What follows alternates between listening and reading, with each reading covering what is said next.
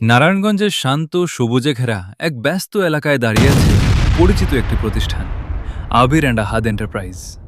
এই প্রতিষ্ঠানের প্রোপাইটার মোহাম্মদ সোহেল খান, যিনি সবার কাছে একজন ভদ্র ও বিশ্বস্ত ব্যবসায়ী হিসেবে পরিচিত।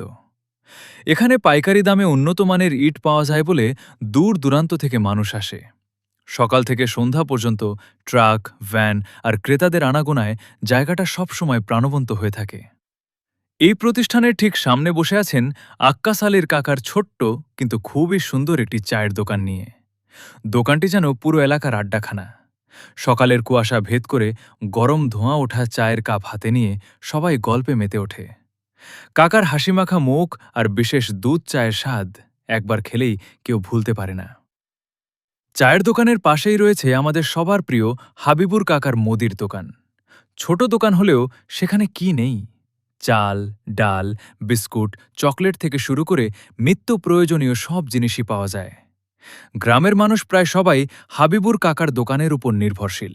শুধু তাই নয়, তিনি বিভিন্ন পণ্যের ডিলার হিসেবেও পরিচিত। তার ব্যবহারে সবাই মুগ্ধ, তাই এলাকায় তার বেশ সুনাম রয়েছে। আমাদের এই প্রতিষ্ঠানের পূর্ব দিক দিয়ে যে রাস্তাটি চলে গেছে, সেটি সোজা গিয়ে মিলেছে ডিগ্রিচর ফেরিঘাটে। ফেরিঘাট পার হলেই চোখে পড়বে ব্যস্ত নারায়ণগঞ্জ শহর। শহরের কোলাহল, নদীর বাতাস আর ফেরির দৃশ্য একসাথে মিলে অসাধারণ পরিবেশ তৈরি করে।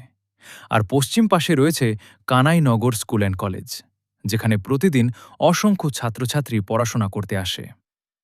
এই রাস্তা ধরে সামনে এগিয়ে গেলে চলে যাওয়া যায় মুন্সিগঞ্জের বেতকা এলাকায়।